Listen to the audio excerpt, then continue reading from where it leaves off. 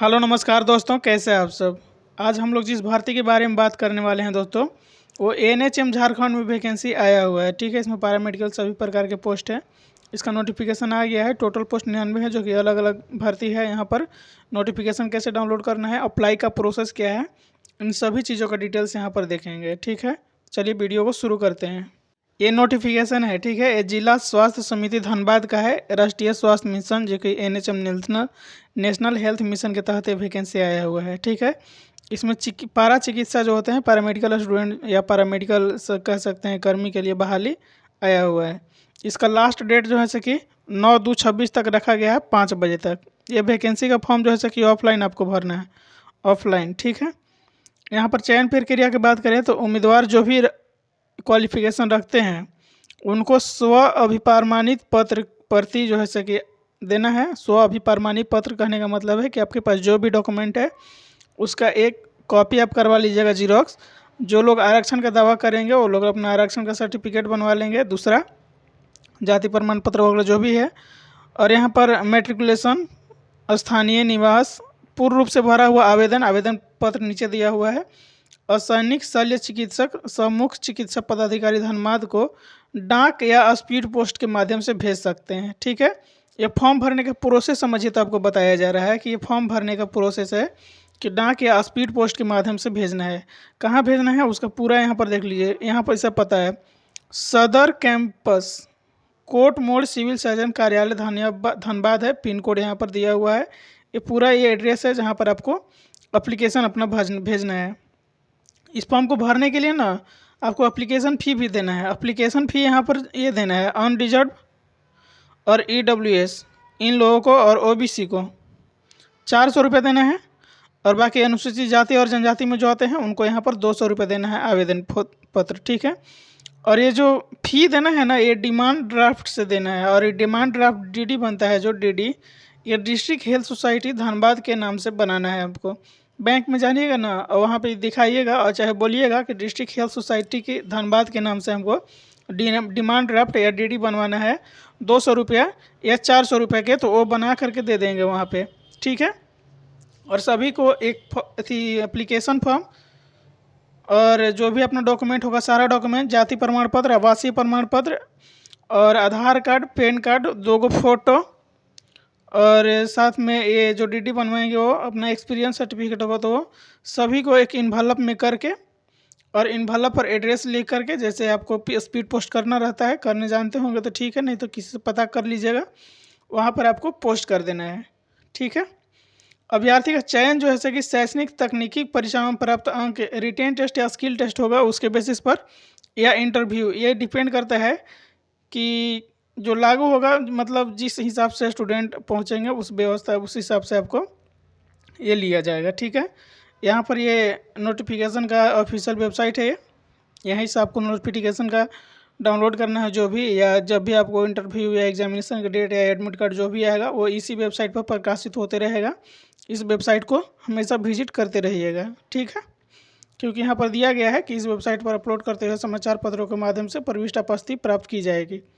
चयन की शर्तें के लिए यहाँ पर दिया हुआ है बहुत सूद कि नियोजन नहीं होगा। ये 12 मंथ का होता है। ठीक है, 12 मंथ का एनएचएम में जो बहाली आता है, ये सभी को 12 मंथ का बोला जाता है, लेकिन बढ़ जाता है। ठीक है, आपको मानदेय दिया जाएगा, यहाँ पर 1 माह दे करके समाप्त किया जा सकता है। ये साफ यहाँ पर लिखा हुआ है, लेकिन ऐसा होता नहीं है। आपको भरना है, बस जो होगा होगा, क्योंकि इन लोगों से जो सर्टिफिकेट मिलेगा, एक्सपीरियंस सर्टिफिकेट, वो बहुत ही काम का चीज़ होगा। अब यहाँ पर बात करें पोस्ट की संख्या के लिए, तो पोस्ट की संख्या को देख लेते हैं। ठीक है, 1 मिनट, मेरे जो है ना इंक बहुत मोटा हो गया है, इसको थोड़ा। सबसे पहला ANM के लिए 23 को पोस्ट है। यहाँ पर अपना अपना कैटेगरी वाइज दिया हुआ है, जैसे अनरिजर्व में 9 पोस्ट है, अनुसूचित जाति में 7 पोस्ट है, अनुसूचित जनजाति में 0 पोस्ट है। अजीब हुए लगता है यार, किसी में पोस्ट ही नहीं देता है, किसी में बहुत पोस्ट देता है। स्टाफ नर्स के लिए है ये, ब्लॉक डाटा ऑफिसर, यहाँ पर मतलब पूरा डिटेल आपको दिया हुआ है। टोटल बहुत प्रकार का पोस्ट है, इसमें टोटल 99 पोस्ट है। हम लोग बात करेंगे उसी के बेसिस पर जिसमें क्वालिफिकेशन भी दिया हुआ होगा। आयु की सीमा आपको गणना किया जाएगा 1/8/25 के अनुसार। मिनिमम 18 या 21 रहता है, इतना रहना चाहिए।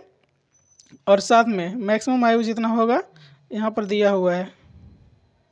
मैक्सिमम एज के लिए आपको जनरल कैटेगरी वाले जो होते हैं वहाँ पर मैक्सिमम एज 35 साल दिया गया है। और पीएच जनरल में पीएच जो विकलांग होगा उनको 40 साल, ईडब्ल्यूएस में 35 और पीएच में 40, ओबीसी में 37। और जो ये मतलब आपको समझिए तो ये डिस्काउंट कह सकते हैं, या जो आरक्षण मिलता है ना एज में छूट, वो रिलैक्सेशन लगा के आपको है। ठीक है, क्रमवार यहाँ पर देखेंगे क्वालिफिकेशन और पेमेंट।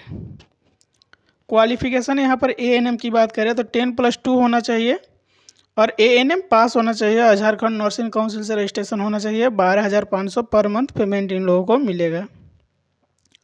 स्टाफ नर्स की बात करें तो स्टाफ नर्स के लिए 10+2 होना चाहिए और 3 साल का जीएनएम कोर्स किए होंगे तो भर सकते हैं। ठीक है, झारखंड नर्सिंग काउंसिल से रजिस्ट्रेशन होना चाहिए। मतलब यहाँ का जीएनएम जो कैंडिडेट किए होंगे वो भर सकते हैं। 16,564 रुपये पेमेंट है।